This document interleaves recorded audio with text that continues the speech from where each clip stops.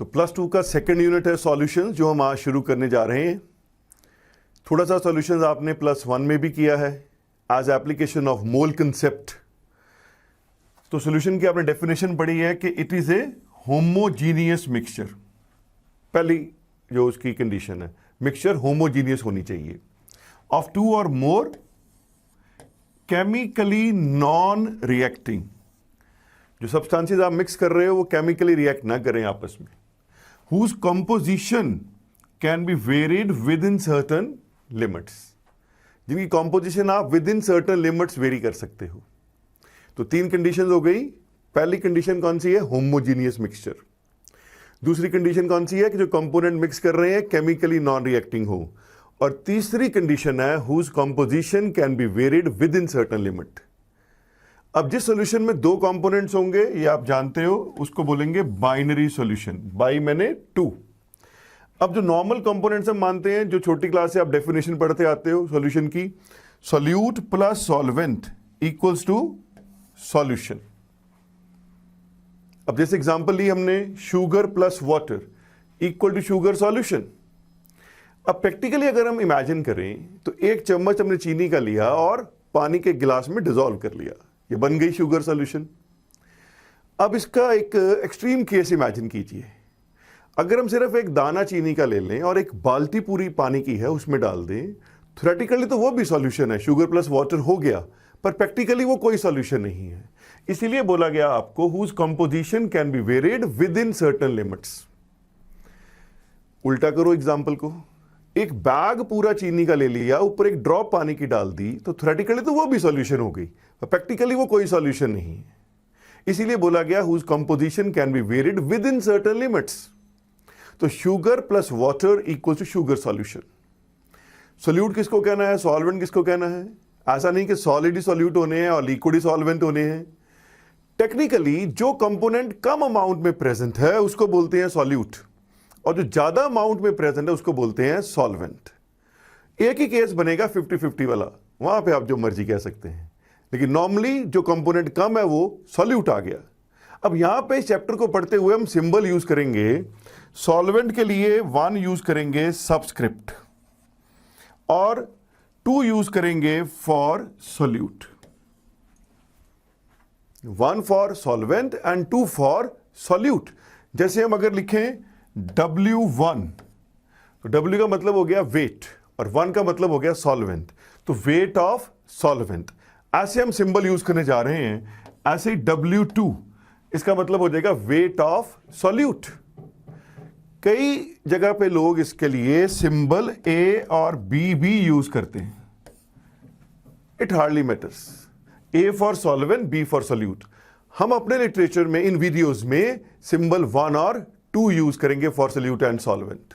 Types of solutions, ये हम concentration और नेचर ऑफ सॉल्वेंट के मुताबिक 2 पार्ट्स में बांट सकते हैं, depending on concentration, depending on nature of solvent. अब कंसंट्रेशन के मुताबिक 5 तरह की सॉल्यूशंस होती हैं। फर्स्ट इज डाइल्यूट सॉल्यूशन, जिसमें सॉल्यूट का अमाउंट कम हो, very small amount of solute, वो आगे डाइल्यूट सॉल्यूशन। दूसरी है कंसंट्रेटेड सॉल्यूशन, जिसमें सॉल्यूट का अमाउंट लार्ज हो। जिसमें कम है वो डाइल्यूट, जिसमें ज्यादा है वो कंसंट्रेटेड। तीसरी हम टर्म यूज करते हैं अनसैचुरेटेड, जिसमें अभी और सॉल्यूट डिसॉल्व हो सकता है एट ए गिवन टेम्परेचर। अगर और सॉल्यूट डिसॉल्व ना हो सके, we call it as saturated solution.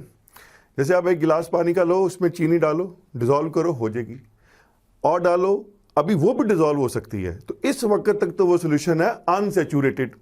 ऐसे अगर आप चीनी डालते जाओगे तो एक स्टेज आएगी कि और शुगर डिसॉल्व नहीं हो सकती, फिर हम बोलेंगे कि ये बन गई सैचुरेटेड सॉल्यूशन, जिसमें और सॉल्यूट डिसॉल्व नहीं हो सकता।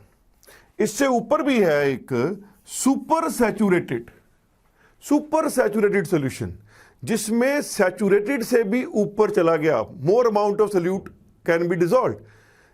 कहां पे? जितना कि एक टेम्परेचर पे डिसॉल्व हो सकता है, ये हायर टेम्परेचर पे स्टेट आएगी।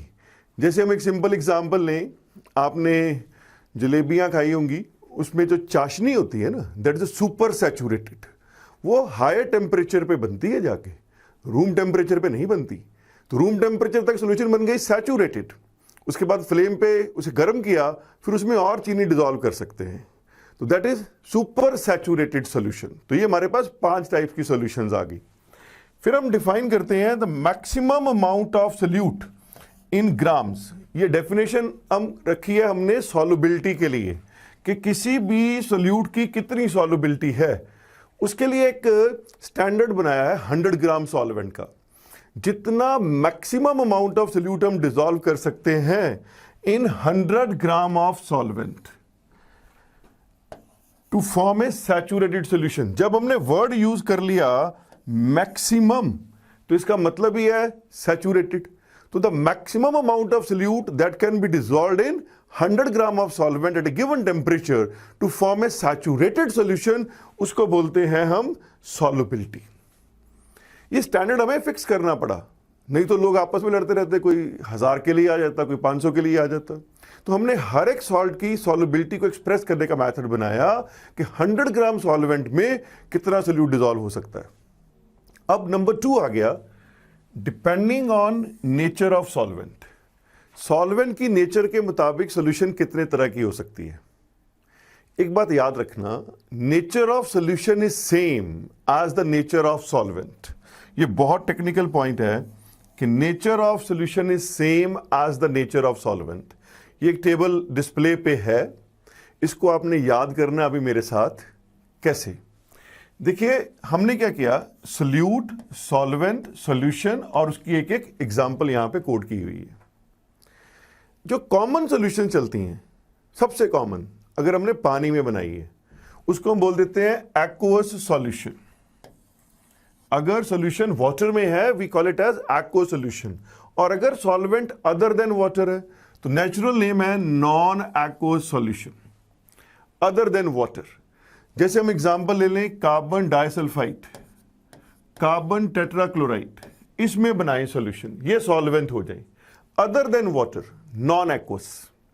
ये तो ब्रॉडर टाइप्स हो गई, एक्वस एंड नॉन एक्वस। अब 3 स्टेट्स ऑफ मैटर हैं, सॉलिड, लिक्विड, गैस। तो हम सारे परम्यूटेशन कॉम्बिनेशन ट्राई कर सकते हैं।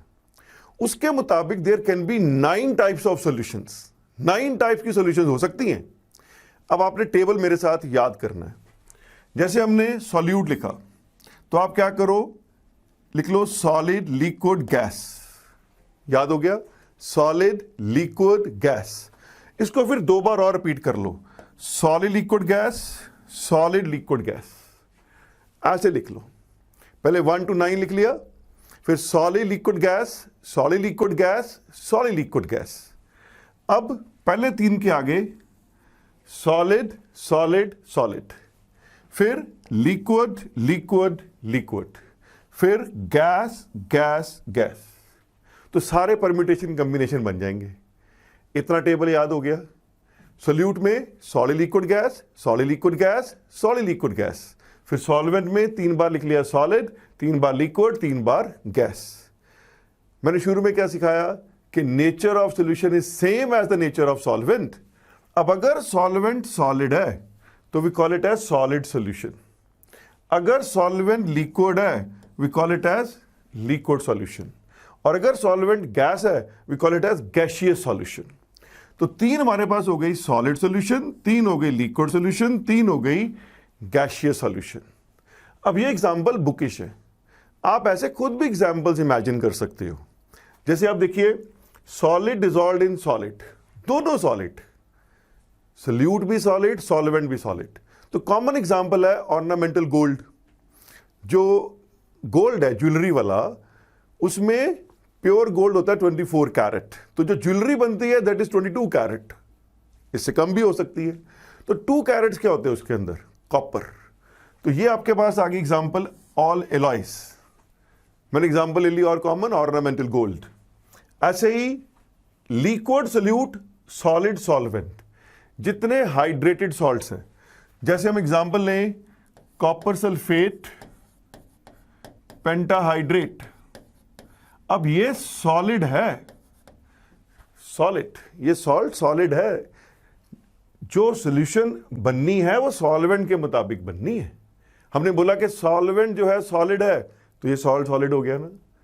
ऐसे ही gas dissolved in solid, hydrogen adsorbed on nickel, adsorption process.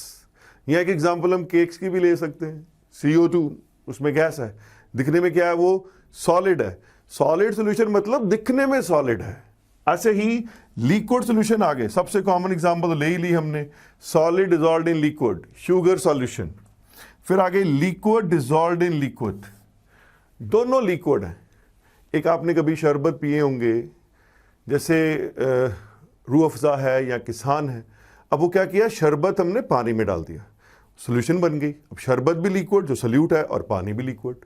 या फिर कई लोग अल्कोहल ड्रिंक करते हैं, तो जो अल्कोहल डाल दी वो भी लिक्विड, पानी में डाल दी तो पानी भी लिक्विड, लिक्विड इन लिक्विड। हाँ, सॉल्यूट और सॉल्वेंट कौन है ये तो पीने वाले पे डिपेंड करता है ना, कि ज़्यादा कौन है और कम कौन है।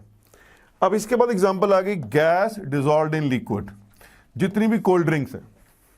अब जो भी आपको पसंद हो उसी का नाम आप याद कर लो, कोक है, पेप्सी है, ये आप पीते हो तो वो आ गई cold drinks. Example is liquid solution, gas dissolved in liquid.